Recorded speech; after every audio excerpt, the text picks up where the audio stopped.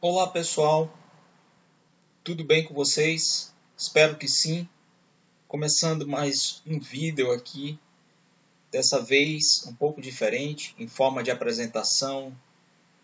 Eu vou trazer para vocês um tema que diz respeito a algumas figuras importantíssimas da história do pensamento humano. Aliás, eu começo com uma pergunta. Vocês já ouviram falar dos mestres da suspeita? Sabem, por acaso, quem são? Que é isso? Bem, nesse vídeo a gente vai brevemente tratar um pouco disso, mostrar quem são esses personagens, essas figuras e por que eles levaram esse nome. Bem, os mestres da suspeita, esse termo, mestres da suspeita, foi criado, o termo foi criado ou foi dado, atribuído a grandes pensadores, a grandes cientistas, a grandes nomes do pensamento que mudaram a história da humanidade com as suas contribuições teóricas, com o desenvolvimento de suas teorias, com suas obras, com o seu pensamento. Quem utilizou esse termo e que vulgarizou, que tornou público nos meios científicos e acadêmicos foi o filósofo francês Paul Ricoeur.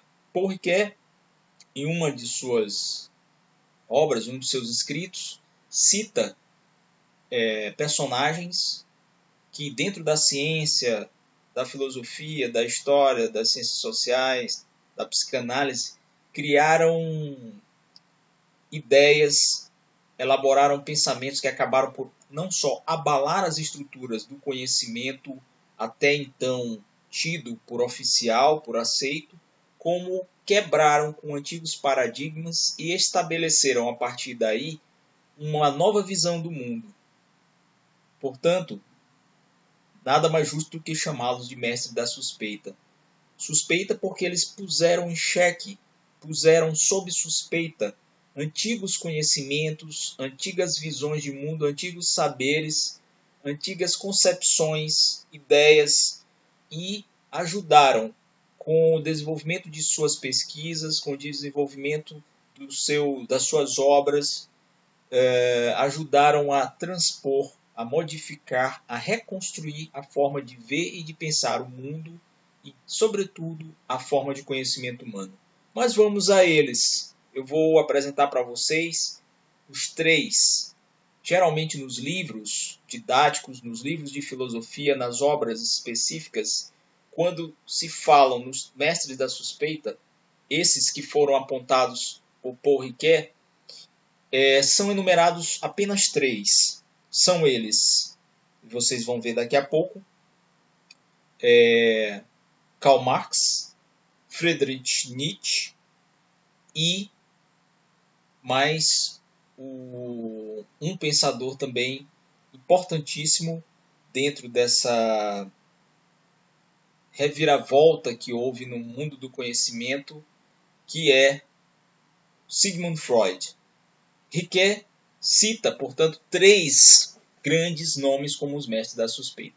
Eu vou me dar ao luxo e inserir mais dois nomes que não figuram nessa atribuição de Ricoeur como mestres da suspeita, mas que eu reputo, eu entendo que também são figuras que acabaram mudando o rumo, o curso da história, o curso do conhecimento com as suas descobertas. Então, além dos três mestres da suspeita, indicados tradicionalmente nas bibliografias, eu vou colocar mais outros dois nomes aqui e eu espero que vocês entendam por que eles também abalaram as estruturas do conhecimento humano, das ciências, e depois deles as coisas não foram mais as mesmas. Então vamos começar. O primeiro deles, eu já apresento para vocês, é Friedrich Nietzsche, filósofo alemão que viveu no século XIX e lá produziu toda a sua obra. Nietzsche é geralmente conhecido por vários memes que circulam pela internet, pela rede mundial, é conhecidíssimo, obviamente, de quem cursa filosofia, quem faz a universidade de filosofia, a faculdade, quem está nos meios acadêmicos, o pessoal da história também conhece, o pessoal das artes conhece, da literatura conhece. Querendo ou não, você vai se confrontar com a imagem, essa imagem às vezes bizarra, às vezes chocante, de um cara que foi fundamental para a história da filosofia na modernidade e no período contemporâneo, sobretudo, ao quebrar, a romper com vários paradigmas, com uma ortodoxia da filosofia, revigorando e dando a ela um outro rumo. Mas por que isso? Por que será que ele foi apontado por Paul Ricoeur como um dos mestres da suspeita? Por que a suspeita? A gente vai ver agora de forma condensada, uma síntese bem apertada, bem resumida mesmo, bem rápida, o que foi que fez com que ele recebesse esse título. Friedrich Nietzsche procedeu, dentro do pensamento da filosofia, a um deslocamento do problema do conhecimento. O que queremos dizer com isso? O conhecimento, até o surgimento da obra de Nietzsche, buscava como que incessantemente a verdade ou uma verdade. O conhecimento da filosofia era a reflexão racional sobre o mundo, sobre Deus, sobre a alma, sobre o homem, sobre a existência, e que tinha por finalidade última extrair daquilo quase sempre, nas grandes sistematizações de pensamento filosófico, uma verdade de fundo. Dizer o que é verdade, o que é verdade da arte, o que é a verdade da linguagem, o que é a verdade da ética, enfim. Com Nietzsche não. Esse conhecimento ele vai mostrar para a gente, com as suas obras, que o conhecimento é, na verdade, um processo de interpretação. E quando a gente interpreta alguma coisa, na verdade, a gente passa a atribuir sentidos a essa coisa, e não uma mera explicação da realidade de forma científica, rígida, lógica, racional. Portanto, essa é uma das grandes contribuições de Nietzsche e vem a modificar de forma impactante o pensamento da filosofia. Nietzsche diz que tal aplicação de sentidos à realidade, que ele chamou de interpretação da realidade, segue também aos ditames de uma escala de valores. Então, quando nós interpretamos algo, quando nós atribuímos sentidos a algo ligado à realidade, ao real, à existência, aos fenômenos, nós também levamos conosco uma carga de valores. Esses valores serão promovidos ou não, ou seja, eles serão explícitos ou implícitos, eles ficarão evidenciados ou não evidenciados, eles serão escamoteados ou eles serão erguidos, levados ao primeiro plano. Então, com Nietzsche, o antigo critério de verdade, tão perseguido pela filosofia, pelo pensamento clássico, ele deixa de ser um valor ligado à razão, à racionalidade, e passa a adquirir um valor de existência. Nietzsche traz para o mundo da vida, traz para aquilo que é essencial, que é vital, a interpretação do mundo com os nossos valores. E ele vai, com certeza, eleger alguns valores como fundamentais, como mais importantes. Então, o Nietzsche acaba privilegiando e acaba fazendo acontecer essa mudança de paradigma.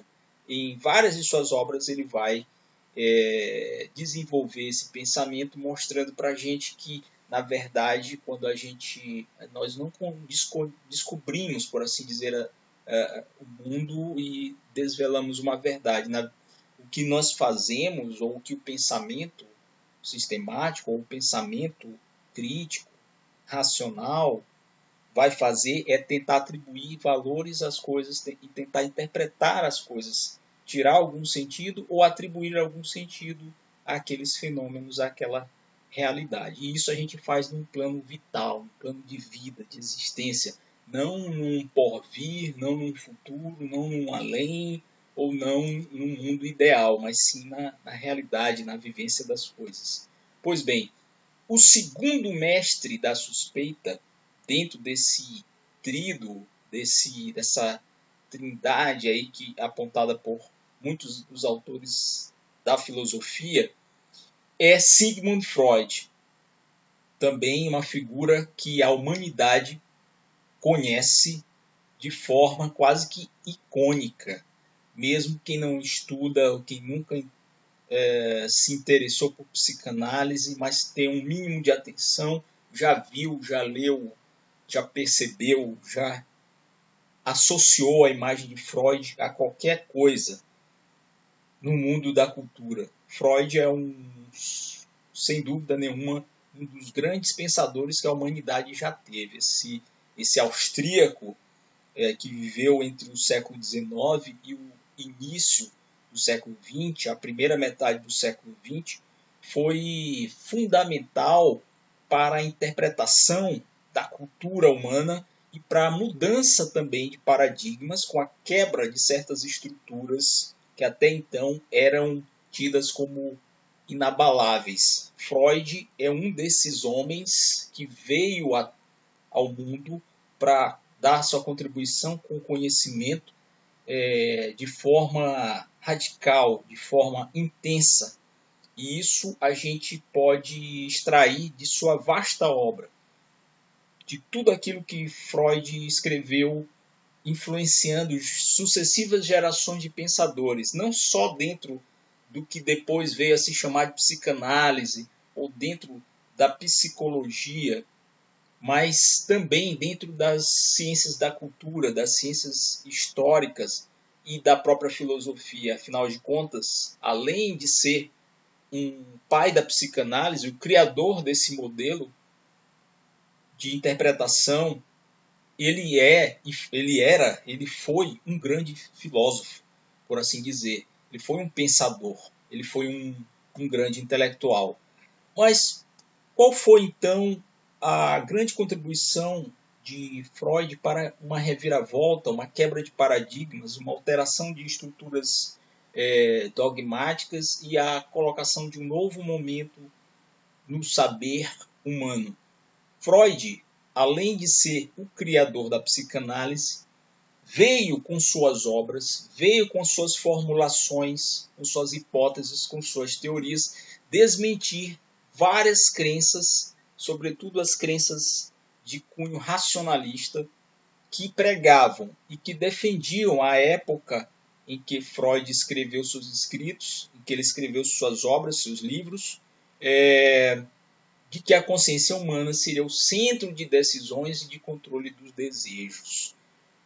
Ele faz isso quando levanta a hipótese de que não existe apenas a consciência, aquilo que aflora e que vê o mundo objetivo a partir da ótica do sujeito, por intermédio de uma razão. Não, existe também uma outra camada da realidade que fica subtendida, que fica oculta, que fica escondida. E a essa camada ele chamou de inconsciente. Então ele cria um outro momento, um outro elemento, uma outra instância, um outro patamar dentro daquilo que a gente pode chamar de saber humano ou de conhecimento humano. Não existe apenas a consciência, aquilo que aflora, aquilo que as nossas ações, nossos comportamentos, as nossas decisões não partem apenas de um lado consciente, mas também do inconsciente.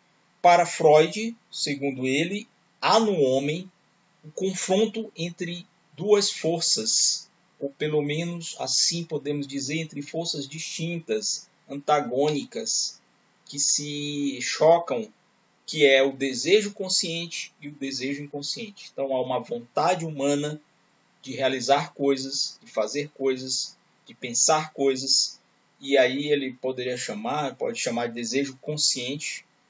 Eu sei e eu quero sei o que eu desejo, e há o outro lado que está ligado a essa que foi uma das grandes contribuições de Freud, que é a descoberta do inconsciente e dos desejos inconscientes. E nós reagimos constantemente a todos os dois. A diferença é que com o inconsciente e por causa do inconsciente, uma série de acontecimentos da vida psíquica dos seres humanos ficam silenciadas. Uma série de acontecimentos fica por debaixo do pano, né?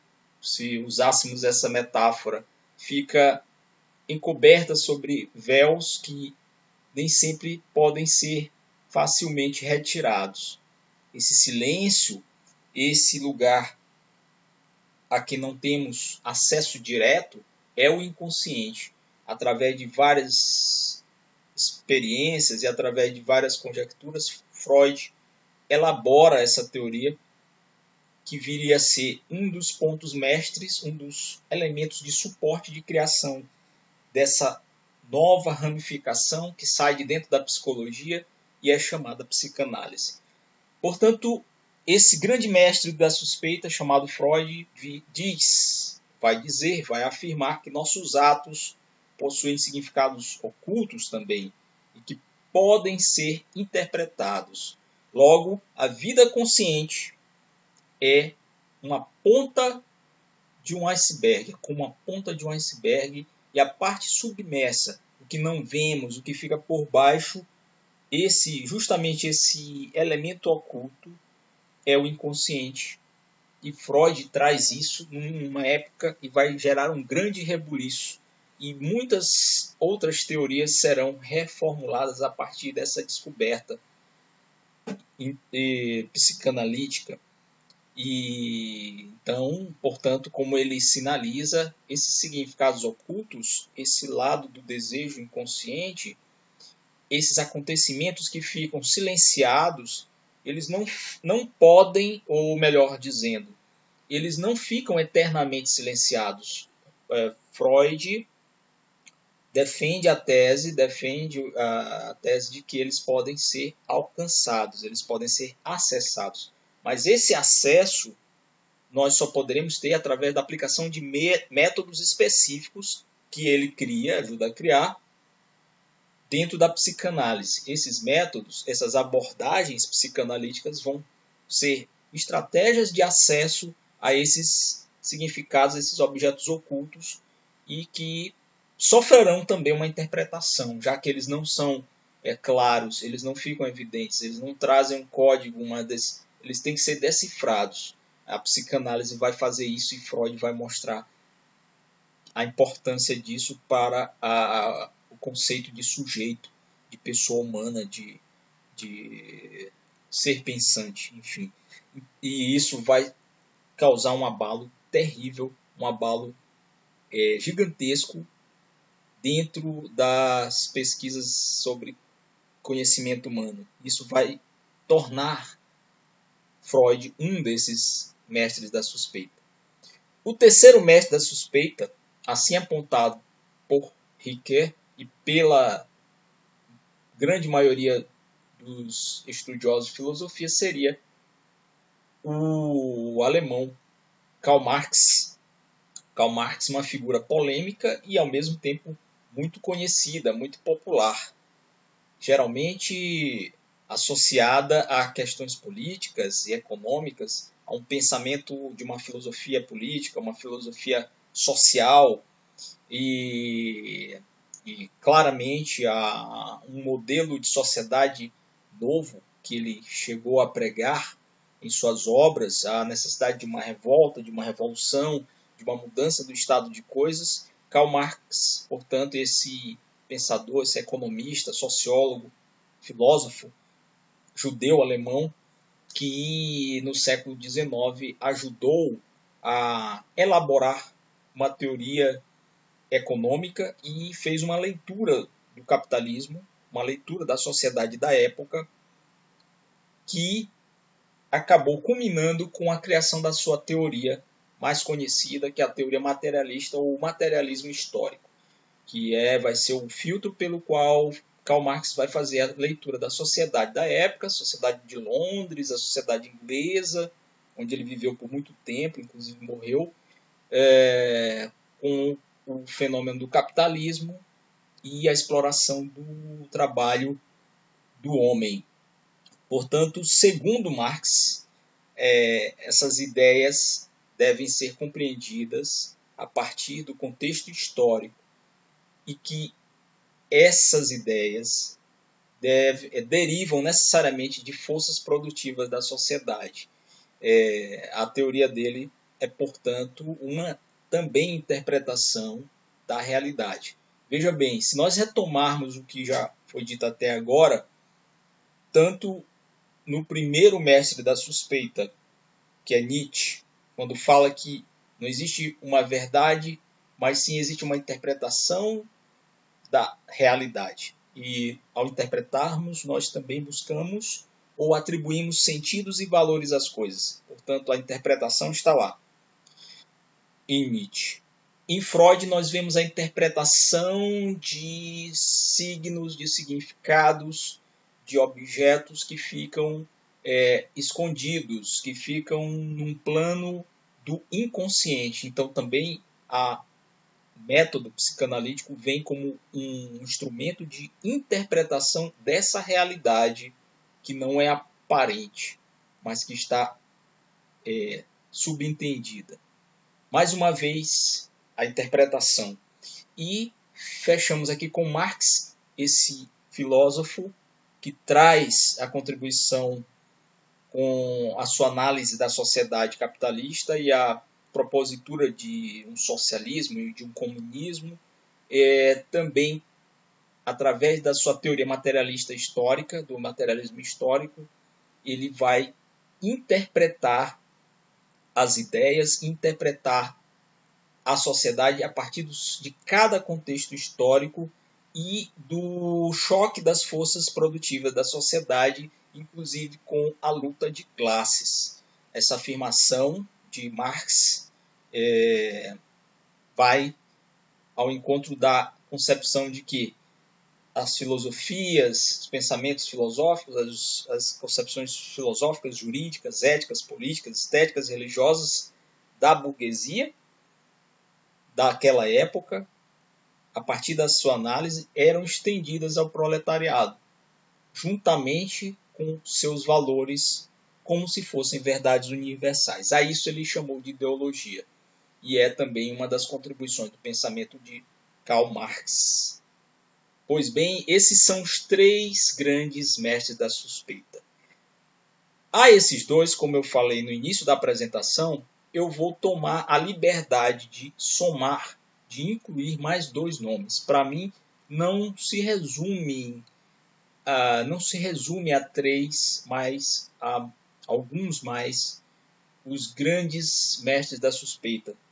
Se assim pudermos denominar, eu gostaria de incluir também mais dois nomes de figuras históricas que, com suas teorias e com suas pesquisas, influenciaram no rumo do conhecimento daí para frente e que mudaram, modificaram com toda uma estrutura de saber até então tida como válida, criando assim uma verdadeira revolução, criando assim uma verdadeira ruptura de etapas e uma desconstrução de saberes, criando novas referências para o conhecimento, para a ciência, sobretudo.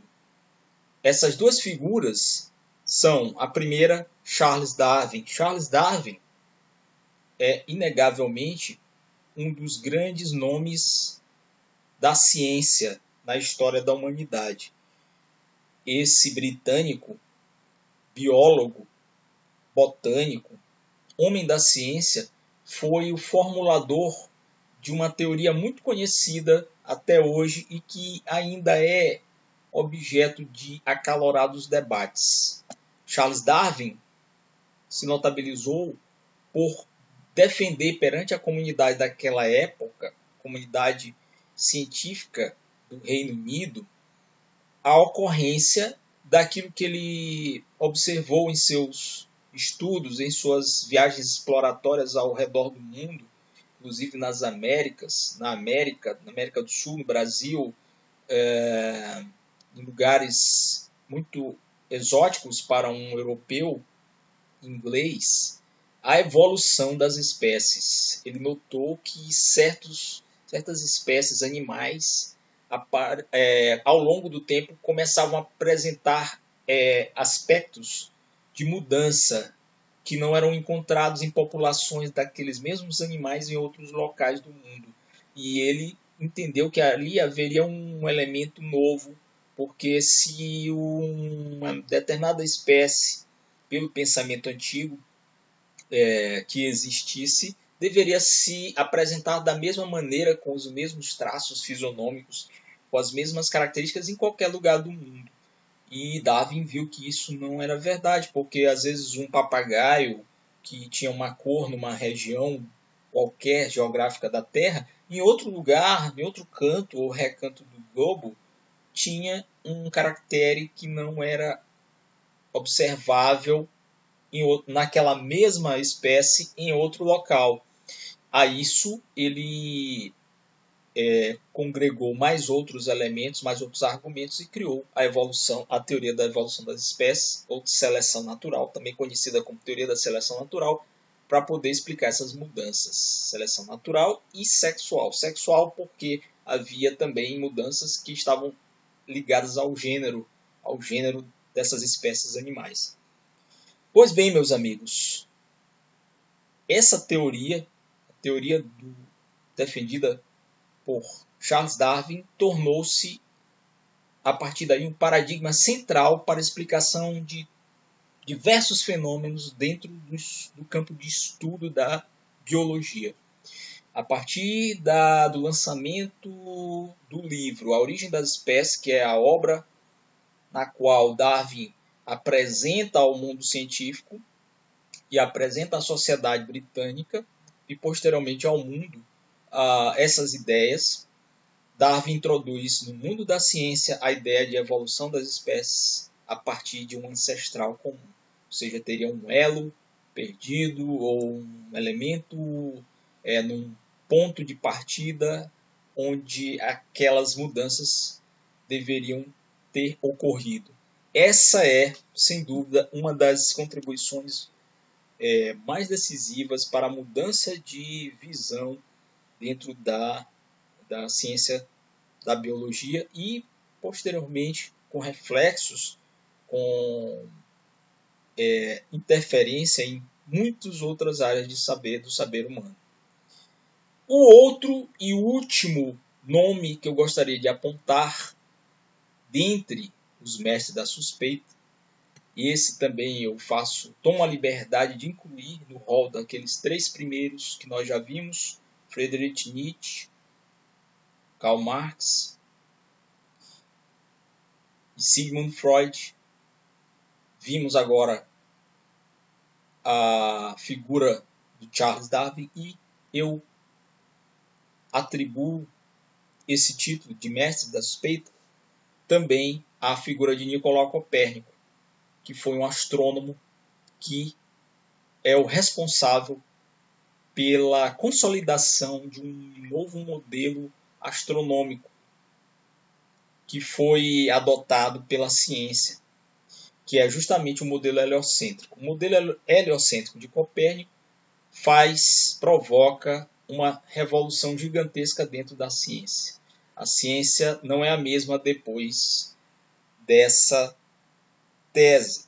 Copérnico, também conhecido como Nicolau Copérnico, ou Mikołaj Kopernik, como é escrito em polonês, ele foi um astrônomo e matemático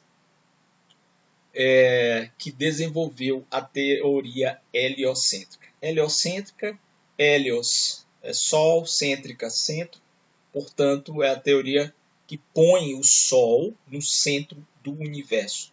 Até antes de Copérnico, a maioria dos astrônomos, filósofos e pensadores que se dedicavam ao estudo do universo e dos astros colocava a Terra como centro conhecido até então de um nosso universo, ou, se quisermos reduzir esse espaço, o centro do nosso sistema.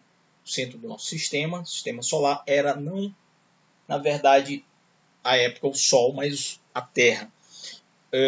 Com as observações e estudos feitos por Copérnico, e também não podemos nos esquecer com outros pensadores, outros astrônomos que concomitantemente desenvolveram pesquisas no mesmo sentido, Copérnico chegou à conclusão de que a Terra, por uma série de observações, cálculos e deduções, que a Terra não era ou não seria o centro do nosso sistema, mas sim o Sol, e que haveria movimento, sim, da Terra, quando antes se imaginava que não houvesse, e com isso ele vai estabelecer um rompimento com toda uma tradição, inclusive apoiada pela Igreja Católica, que também acreditava que o mundo de então, o universo, tinha a Terra como centro. Ele coloca o Sol no centro do nosso sistema solar e contraria a visão da teoria geocêntrica. A teoria geocêntrica é a que considerava a Terra como centro. Geo, terra, cêntrica, centro. Portanto, essa contribuição de mais um mestre da suspeita, e eu chamo aqui também de mestre da suspeita, é considerada uma das mais importantes em toda a história da ciência.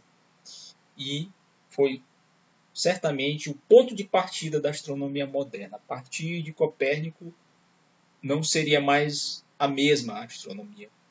E depois dele, outros tantos vieram a reformular, não só a reformular a teoria que Copérnico publicou do heliocentrismo, como a reforçar a ideia de que, de fato, nós estávamos até ali enganados e que não era a Terra e sim o Sol o centro do sistema. Apenas para fim de conclusão, meus amigos, essa teoria do heliocentrismo, ela foi publicada na obra chamada De Revolutionibus Orbium Celestium. Essa obra, a Revolução das Esferas Celestes, é a obra póstuma de Copérnico, porque nós não podemos nos esquecer, e aqui fazendo uma retomada histórica, vamos lembrar que esse período no qual viveu Copérnico, estava em curso não só um grande poderio da Igreja, a Igreja Católica Romana, como também estava em curso o processo da Inquisição. Então, o controle da produção científica e de tudo que era dito e que não batesse, que não casasse com o discurso oficial da Igreja e com as crenças daquele período e com as crenças que eram sustentadas também pelo poder político e pelo poder eclesiástico, elas eram perseguidas, punidas e muitas vezes com a morte, com a fogueira, com o enforcamento. E, portanto, isso levou Copérnico a desenvolver toda a sua pesquisa, mas a não publicá-la. E ele deixou como condição de publicação dessa descoberta, dessa teoria, que a obra que ele tinha já pronta só fosse publicada depois de sua morte. Então essa é a razão pela qual o livro da Revolução das Esferas Celestes, de autoria de Nicolau Copérnico, só foi publicado, só veio ao público depois de sua morte. Foi uma disposição de última vontade, um testamento. Ainda em vida, ele determinou que não poderia, ele não só não publicou em vida, como determinou que só fosse publicado após a sua morte, temendo, obviamente, que se fosse feito isso em vida, talvez ele não tivesse continuado para contar a história e pudesse vir a sofrer um processo eclesiástico pelas autoridades de Roma. Então, essa é a contribuição magnânima de Nicolau Copérnico, que mudou também outro paradigma, que era o do geocentrismo, e deu novos rumos a astronomia. Meus amigos, portanto, esses foram os 5 grandes mestres da suspeita. Quando vocês ouvirem falar em mestres da suspeita, vocês associarão automaticamente aos 3 primeiros e aos 2 que eu tomei a liberdade de adicionar à trilogia, aos 3 primeiros mestres da suspeita. Então, eu gostaria de agradecer mais uma vez a todos os que nos seguem e que têm trocado ideias, têm feito elogios, têm feito amizade e sugerido temas, sugerido apresentações, podcasts, vídeos por meio de nossas redes sociais. Espero que tenha trazido mais um tema novo, ou se não é novo, pelo menos tenha colocado aqui algo que possa contribuir para um pouco mais de conhecimento daqueles que acessam o canal do YouTube e as nossas redes sociais. Obrigado, um grande abraço a todos, até a próxima.